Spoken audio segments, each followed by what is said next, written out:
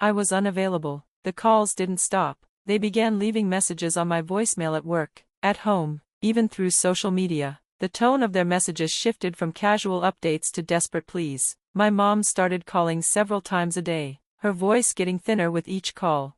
"Maran, honey, please pick up. We need to talk," she'd beg. "John's been telling us how much he misses you. We're all really worried. You've been acting so distant lately. We just want to fix things." But I was done.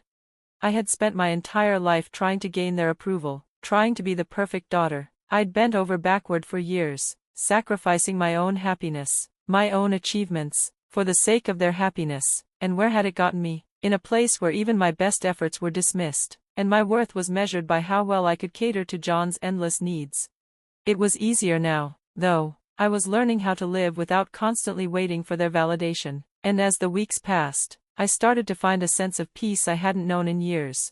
I threw myself into my work even more. The projects I'd been working on for months were finally reaching completion, and I began seeing the rewards of my dedication. My boss recognized my commitment, and I was given a promotion. I started networking more, meeting new people who appreciated me for who I was, not just what I could do for them.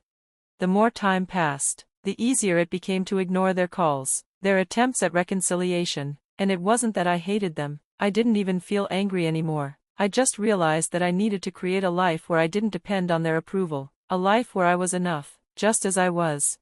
One day, I checked my phone and saw a text from my mom that stopped me in my tracks. "We miss you, Maran. We know we've made mistakes. Can we at least talk? We want to understand what went wrong." I stared at the screen, unsure how to respond. Part of me wanted to reach out, to go back to the family I once tried so hard to please. But then I remembered the feeling of freedom I'd found. How, for the first time in a long time, I had been able to just breathe. I had built a life for myself that didn't require their constant validation. I realized then that the distance wasn't just physical, it was emotional. I had spent so long trying to fill the void in my relationship with them, but the truth was, it would never be enough, not until they truly saw me, and I wasn't sure they ever would. Instead of responding to the text, I deleted it. I didn't feel the need to explain myself anymore.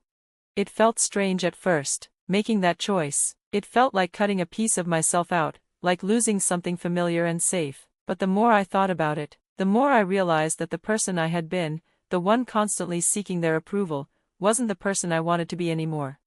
I had become stronger. I had learned to stand on my own. It was time for me to live for myself, not for anyone else. As the months went by, the calls stopped coming. I knew they were still trying to make sense of what had happened. Maybe they thought I'd eventually forgive them, or maybe they believed I'd come crawling back, as I always had before. But this time was different.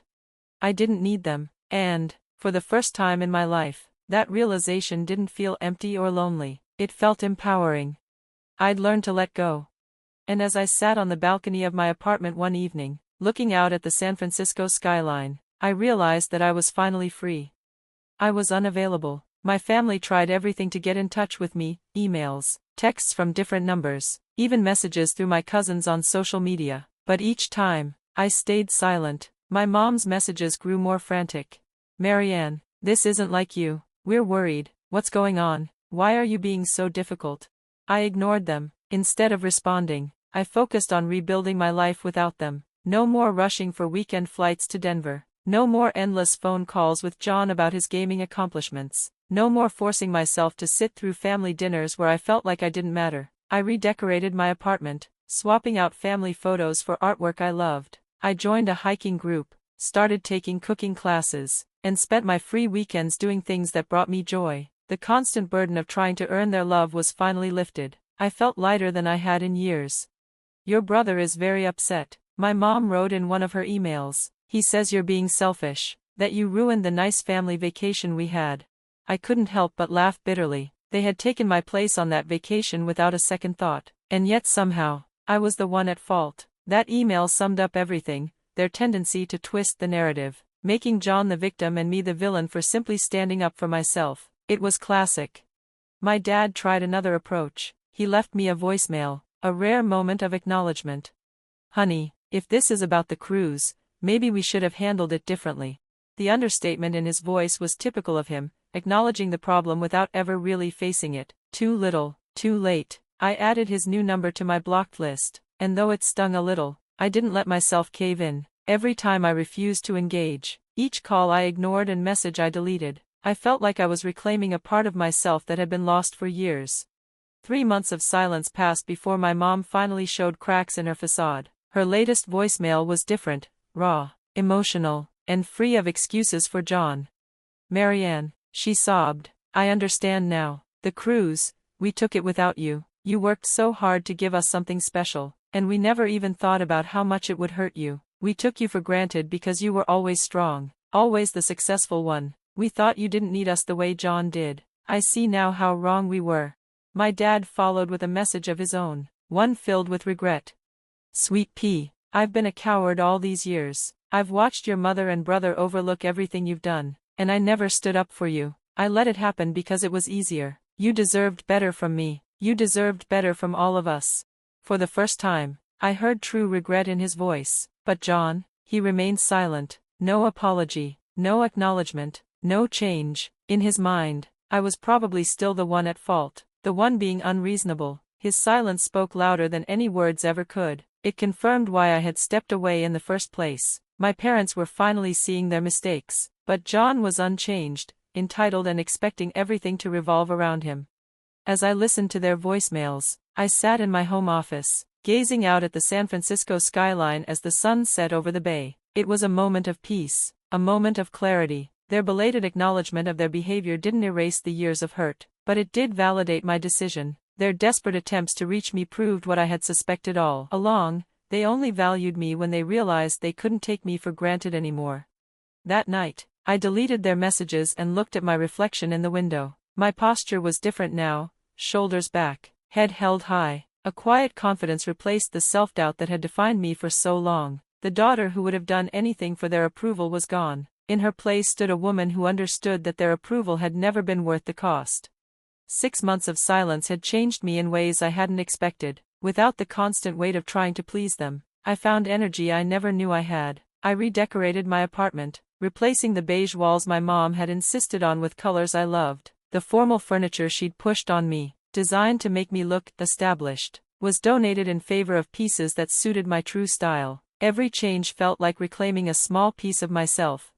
Weekends once filled with exhausting family obligations became mine again. I joined a hiking group, began taking photography classes, and even started learning to sail, a dream I'd always had but never had time to pursue. The money I'd once spent on flights and expensive gifts for John now went into my own adventures. I set up a travel fund for myself, planning trips I'd always wanted to take but never had the chance to.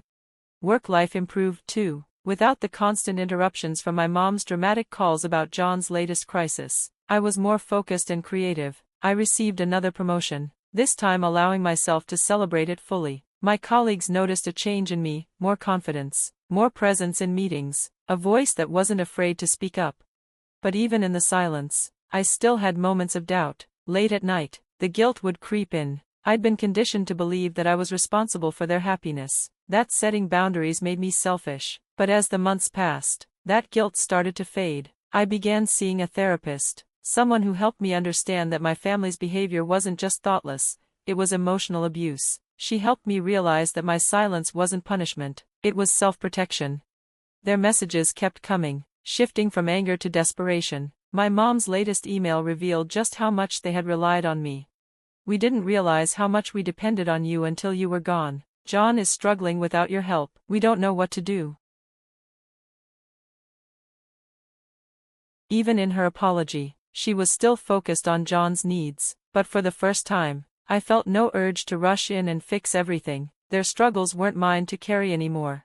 One evening, while sitting on my balcony and watching the sunset, I listened to my dad's final voicemail. "I miss you, sweet pea," he said, his voice full of regret. "I miss the daughter I never really knew." I allowed myself to cry, not from guilt or sadness, but from a deep sense of growth. The daughter he missed was gone. In her place stood someone stronger, someone who understood that love shouldn't require self-sacrifice. A year passed since the cruise incident, and my parents showed up at my office unannounced. My assistant called, sounding protective. "Your parents are in the lobby," she said. "Do you want me to have security escort them out?" I took a deep breath. looked at the photo of my family I'd recently removed from my desk, and made a decision. Send them up, I said calmly. When they entered, they looked different, smaller, almost humbled. My mom's usual confidence was replaced by uncertainty. My dad couldn't even meet my eyes at first. The silence stretched, until my mom spoke, her voice breaking. We sold the house, she said. We told John he needs to support himself. We're trying to fix things, with you, with everything. My dad handed me a thick envelope. These are from the cruise, he said. Every receipt, every charge, we want to pay you back. I didn't take the envelope. It was never about the money, I said softly. It was about respect, about being seen. My mom began crying, real tears, not the manipulative ones I'd grown used to. We know, she whispered. We see that now. We've been in therapy, trying to understand why we treated you this way. They didn't ask for forgiveness, didn't demand I resume contact. Instead, they offered me something new, respect for my boundaries.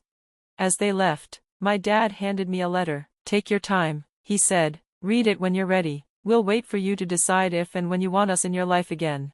2 years later, I read their letter. It was a long confession, acknowledging all the times they'd overlooked me for John. But it wasn't just an apology, it was a recognition of who I'd become despite their treatment.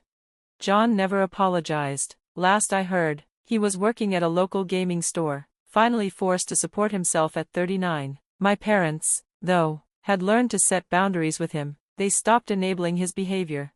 As for me, I've changed. The woman who would have accepted being replaced on that cruise is a stranger to me now. I've learned that true strength isn't about enduring mistreatment, it's about knowing when to say enough. My worth isn't measured by my family's approval anymore, and that's the most valuable lesson I could have learned. I've started rebuilding a relationship with my parents, on my terms. We meet occasionally, just quiet conversations where they listen more than they talk. It's not perfect, but it's real, and that's all I ever wanted. Last week, my dad called to tell me he was proud of me, not because of my career, but because I stood up for myself. You taught us how to be better parents, he said, by showing us what we almost lost. My mom added that watching me build my life helped her see what she'd done wrong. We tried to make you smaller, she said, when we should have been helping you shine. Sometimes, I think back to that cruise. What felt like the ultimate betrayal was actually the catalyst for my transformation. By replacing me, they set me free, to become the woman I was always meant to be.